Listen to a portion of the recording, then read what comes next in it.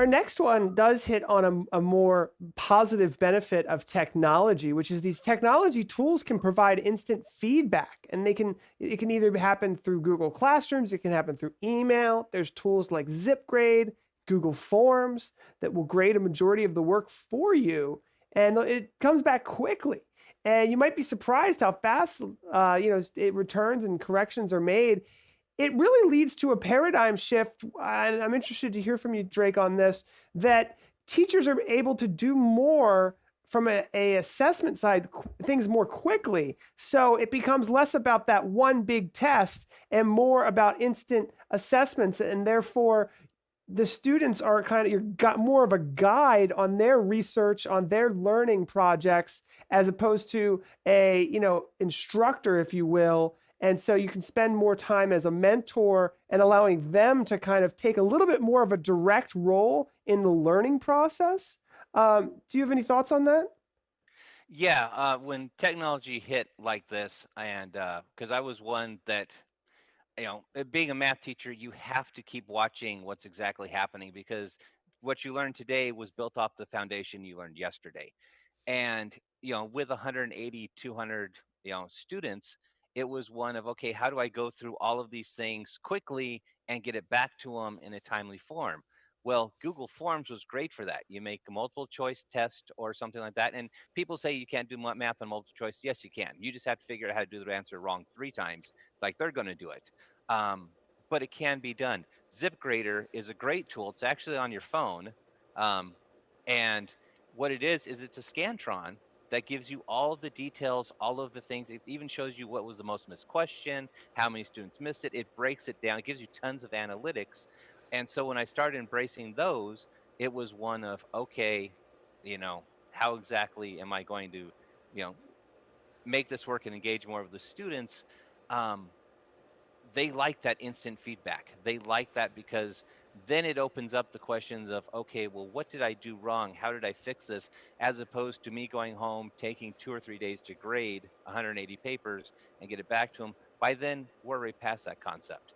This instant feedback to the student allowed them to engage. And a lot of them looked at me and said, can I fix this?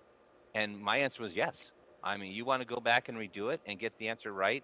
I'm going to give you credit for it. And a lot of teachers are now gearing towards that, because now, again, you can just regrade with the zip grade or the Google Forms, the object again, and keep building on it until finally you go, okay, here's where the disconnect is. And then the light bulb goes on and the student's going to have success.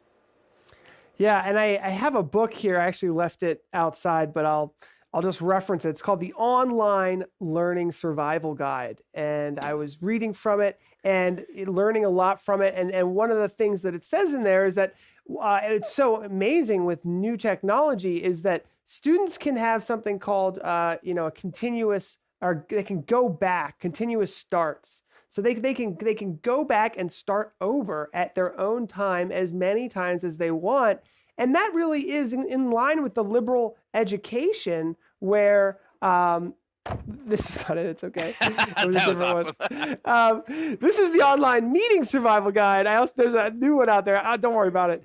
The Online This is someone else's book, but there's too many books here. I apologize. But it's this notion that we were moving away from 2 major exams to continuous testing and instant feedback, and therefore students can go back and restart, and they should be encouraged to, because that's more in line with real world, doing the research yourself, having to go through that and until it gets done. I saw my grades on the average student bounce a full letter grade up with the ability to do zip grade in Google Forms and do those mini assessments building up to the big one. Once they had gotten their feet under that, I mean, we're talking, I don't want to say it'd be hard to fail my class, but if you're willing to give the effort, I had students that said mine was the first class they passed, because they wouldn't give up, and they wouldn't give up, which was the key thing that I jumped on. I was like, well, take that on to life with you.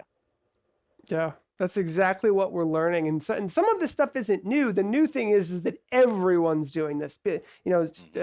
Teachers and schools have been studying online education for years, but it's becoming, now everyone needs to connect with it. It's interesting too to see if there will be studies that Grab it. as a result of this, because there's almost it's like an almost instant gratification, right? Because you're learning, you're able to self-correct, and I think that creates like certain like memory, because there's not this long period of time between the information presented to you and really fully digesting it and able to, I don't want to say spit it back because it's not necessarily memorization, but I think that that's going to create better learning over time. Yeah, and to give ZipGrade a shameless plug, for unlimited scans via your cell phone and unlimited printouts, it's only $6.99 for the year. And I think right now they're doing a 2-for-1 special. So, it's one that when I started doing that, my students just absolutely jumped on it. And if I didn't zip grade something, they'd look at me and go, "Really? You have to hand grade that one?" So It's interesting. And here it is here, this online teaching survival guide, a book that I'm reading as we do all of these, meetings with teachers. This is an invaluable tool for educators. And it's funny because it's been out for quite a long time. This has been something that's been studied for many years. And I'm trying to get to the part where it says here, here it is. Learners are more active and direct with their own learning experiences. Learning environments have shifted and content resources are more flexible, virtual, and infinite. And here's the part here. Assessment is continuous. Assessment in online courses should be continuous, multi-phased, with community input, rather than what it used to be, episodic, concentrated, and focused on individual faculty dialogue. The other part here that I really like is in online and blended course design, students also get to know themselves as learners. And most online course assessments, they're not closed book tests here. So we're not, that's a big change where it's like, it's okay to do research. It's okay. So these assessments in online and blended courses are a little bit lower stakes, automated quizzes, more frequent. And so that's just some ideas there.